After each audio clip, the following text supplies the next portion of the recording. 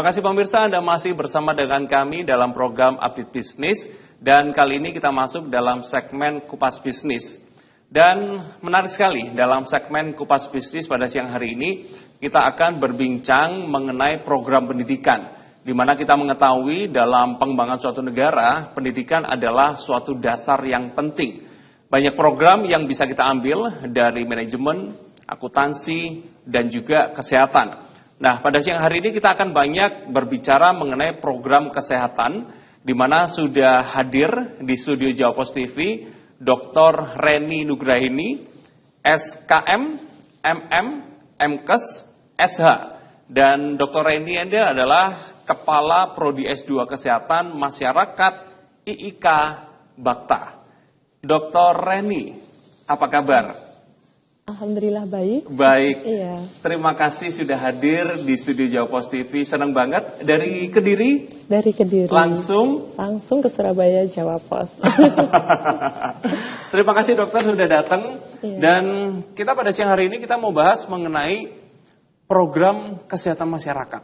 Iya. Gitu ya. Di mana di IIK Bakta. Bakta itu adalah singkatan dari Bakti Wiyata Kediri. Iya. Itu kita bisa mendapatkan program S2 dari kesehatan masyarakat. Kesehatan masyarakat. Gitu ya. Iya. Nah, saya percaya mungkin pemirsa di rumah masih banyak yang belum tahu nih.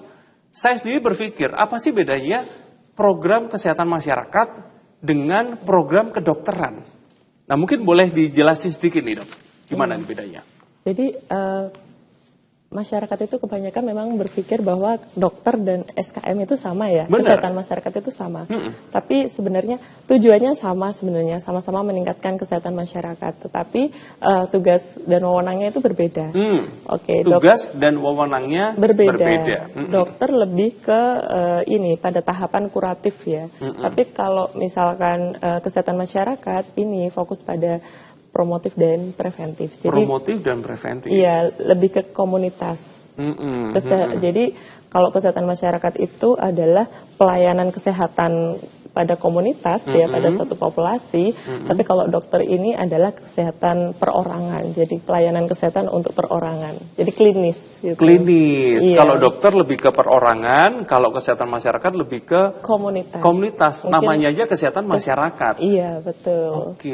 Hematnya kata seperti itu. Gitu ya. Iya. Nah, kalau setelah kuliah nih gitu kan, kalau misalkan dokter kan jelas biasanya setelah itu ngambil ke profesi. Iya. Atau mungkin bisa ke rumah sakit gitu-gitu ya. Iya. Kalau kesehatan masyarakat setelah kuliah selesai? Nanti setelah kuliah selesai, kalau SKM itu bisa langsung bekerja karena profesinya belum ada. Tetapi mungkin nanti bisa mengikuti pelatihan-pelatihan tergantung nanti mau bidang pekerjaan mana yang akan diambil. Misalkan K3 ya. K3 ini apa nih? Mungkin? Kesehatan, keselamatan kerja. Jadi di SKM ini ada 8 peminatan. 8 peminatan? Iya. Oke. Jadi contohnya kayak dokter K3. itu spesialisasi ya. Okay. Kalau di Kesmas itu peminatan. Ada epidemiologi, manajemen kebijakan kesehatan, promosi kesehatan. Iya, kesehatan lingkungan. K3 yang kesehatan keselamatan kerja biasanya di perusahaan-perusahaan itu. Nah, kemudian gizi kesehatan masyarakat, kesehatan reproduksi dan kesehatan ibu dan anak. Oh, kemudian ada juga biostatistik. Banyak ya. Banyak ya. Iya. Jadi memang berbeda nih ya. Jadi memang terlihatnya sama, yang dipelajari adalah mengenai kesehatan, tapi penjurusannya berbeda. Berbeda. Antara kedokteran dan kesehatan masyarakat. Oke, berbicara mengenai visi dan misi nih sekarang, Dok. Gitu kan? Bagaimana visi dan misi dari program S2 Kesehatan Masyarakat? Karena kan program S2 Kesehatan ini ternyata bukan hanya S1, tapi juga ada lanjutannya nih. Ada. Gitu kan?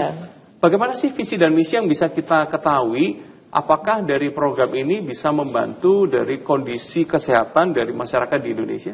Kira-kira? Oke. Baik, jadi visi misi sebuah prodi itu setiap perguruan tinggi berbeda. Setiap perguruan tinggi itu berbeda. pasti berbeda ya. Nah, kebetulan di IIK Bakti Wiyata untuk S2 Kesehatan Masyarakat itu visinya yaitu menciptakan program studi untuk melaksanakan tridharma dalam bidang kesehatan global. Jadi visi misinya ini lebih ke kesehatan global dengan pengelolaan manajemen yang modern tentunya di dalam program studi dan berlandaskan budaya plus. Jadi di IIKA ini ada namanya budaya plus. Budaya plus? Iya. Apa tuh kira-kira itu budaya plus? Budaya plus itu prima dalam layanan. Prima dalam layanan, luhur dalam budi pekerti, unggul dalam berkarya, dan S-nya itu sejahtera dalam kebersamaan. Waduh, keren banget. Ini yang semua sivitas akademika harus mengaplikasikannya gitu. Jadi nanti saat menjadi mahasiswa maupun nanti setelah lulus jadi alumni harus selalu membawa budaya plus. Budaya ini. Plus itu ini kemanapun mereka bekerja iya, gitu ya. Warisan IIKA Bakta itu budaya plus. Baik, jadi memang lulusan IIKA Bakta ini harus menonjolkan budaya plus tadi gitu ya. Betul. Baik. Nah, saya ingin tahu lebih lanjut nih mengenai prospek karir gitu ya. Jadi kan S1 itu kira-kira prospek karirnya seperti apa, S2 prospek karirnya seperti apa. Namun dari dokter jangan dijawab dulu karena kita akan kasih kesempatan untuk pesan yang mau lewat terlebih dahulu. Pemirsa jangan kemana-mana, kami akan segera kembali.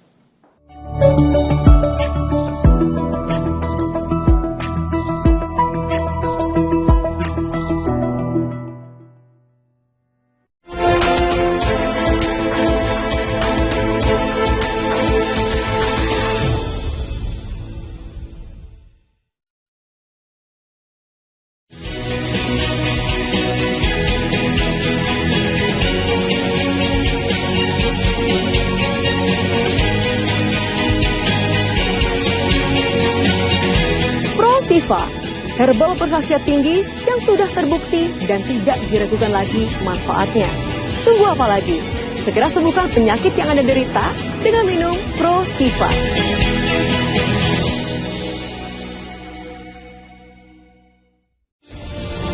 Hadirkan berita seputar kebijakan, pemerintahan, aktivitas bercorak keindonesiaan. Dikemas secara ringan.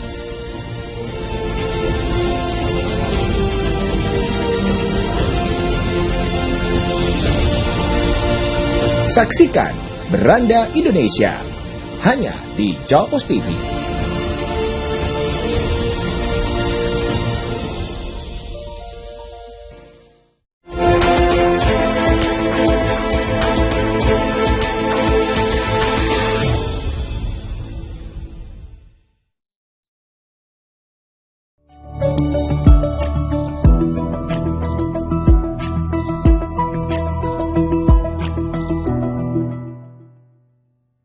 Pemirsa, kita masih berbincang dalam sesi Kupas Bisnis bersama dengan Dr. Reni Nugraini dari IIKA Bakti Wiyata Kediri.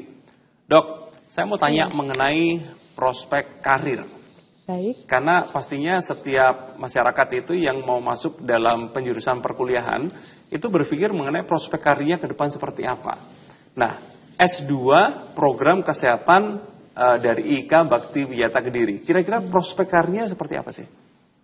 Untuk S1 Kesehatan Masyarakat. Betul, S1 kira-kira setelah kuliah itu karirnya seperti apa? Terus kenapa kok harus lanjut S2? Nanti prospek karirnya seperti apa nih gitu? Oke, baik. Jadi kalau S1 Kesehatan Masyarakat, prospek karirnya tergantung dari peminatan yang diambil tadi ya. Baik, ada 8 peminatan, bisa menjadi promotor kesehatan nanti di puskesmas ya, di rumah sakit, di pelayanan-pelayanan kesehatan. Kemudian nanti kalau melanjutkan di K3 berarti di perusahaan-perusahaan begitu. Kemudian bisa juga di bagian sungram, penyusun program. Penyusun program. Ya kan. Pengendalian penyakit menular dan tidak menular itu kan pasti programnya berbeda-beda dah. Itu SKM bisa di dalamnya program sungram di Dinas Kesehatan. Dinas Kesehatan. Iya. Lalu untuk kesehatan masyarakat yang S2 ya, S2 Kesehatan Masyarakat itu tidak hanya S1 Kesehatan Masyarakat yang boleh lanjut S2 Kesehatan Masyarakat, tapi semua jurusan bisa. Karena S2 Kesehatan Masyarakat itu kita lebih ke multidisiplin ilmu ya.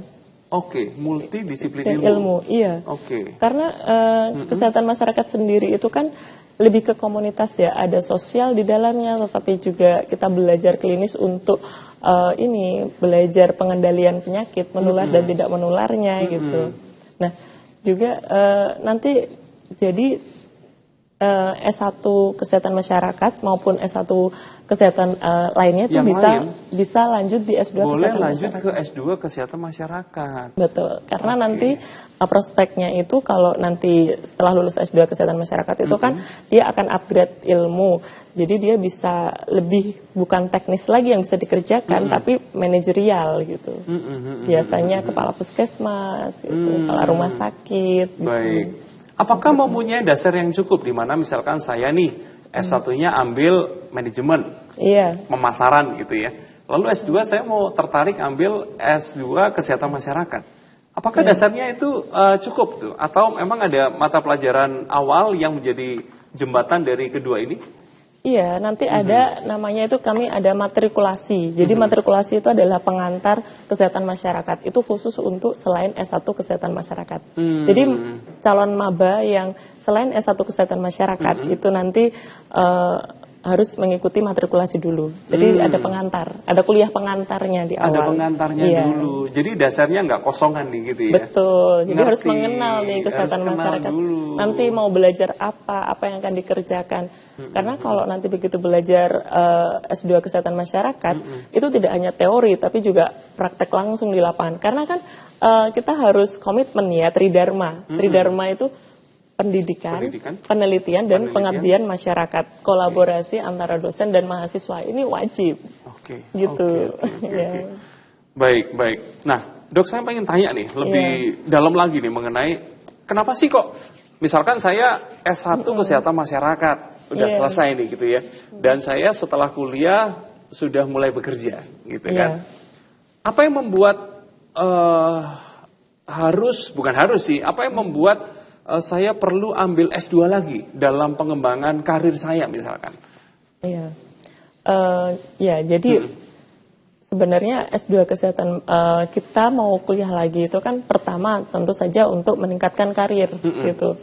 Nah, yang tadi saya ceritakan bahwa di dalam karir itu kan ada pekerjaan teknik, kemudian kalau kita ingin biasanya di struktural gitu kan, itu kan harus mengupdate lagi ilmu manajerialnya. Manajerial? Iya, lebih ke manajerial kan gitu, konseptor. Nah, itu nanti bisa mengambil S2 kesehatan masyarakat karena di dalamnya ada peminatan manajemen kesehatan juga gitu.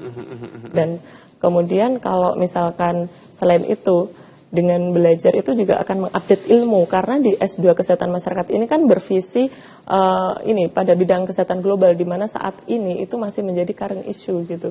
Kesehatan global itu kan mengatasi masalah-masalah penyakit yang itu mengenai seluruh dunia. Kayak COVID kemarin. Betul, itu adalah salah satu contoh masalah kesehatan global. Vaksinnya seperti apa gitu ya? Apakah itu termasuk yang dipelajari itu mengenai hal-hal seperti itu? Iya, jadi begini. Ada satu mata kuliah itu memang mempelajari kita itu akan ada manajemen kesehatan. Jadi kebijakan kesehatan, pengambilan keputusan itu bagaimana caranya, tahapannya. Ada berbagai cara untuk menyelesaikan sebuah masalah seperti COVID-19.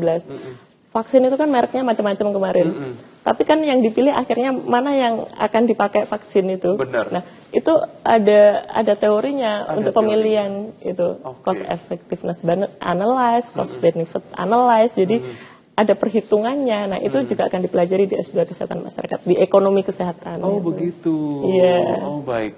Ini contohnya dalam satu kasus caranya seperti itu gitu ya. Ada berbagai cara, kita akan memilih cara yang terbaik, yang paling efektif dan efisien. Nah, itu yang akan dipelajari di salah satu mata kuliah di S2 Kesehatan Masyarakat. Baik, dan kalau kita tertarik untuk ngambil S2 program Kesehatan Masyarakat, itu di IIK Bakti Wiyata Kediri itu juga ada sekarang gitu ya? Ada. Nah, saya mau tanya mengenai hal itu, kira-kira sistem belajar seperti apa? Baik. Namun kita akan berikan waktu untuk pesan yang mau lewat terlebih dahulu. Pemirsa jangan kemana-mana, kami akan segera kembali.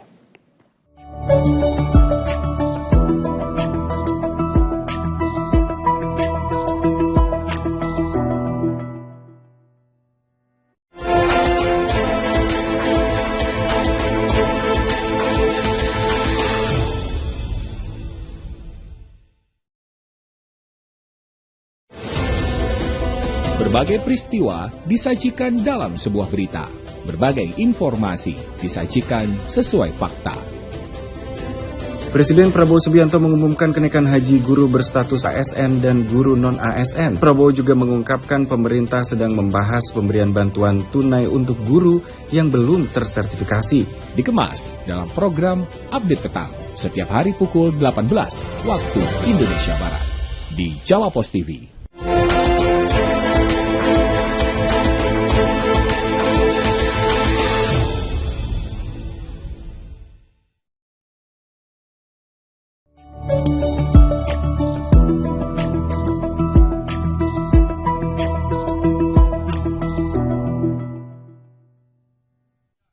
Pemirsa, kita masih berbincang dengan Dr. Reni Nugraini dari IIK Bakti Wiyata Kediri, Jawa Timur.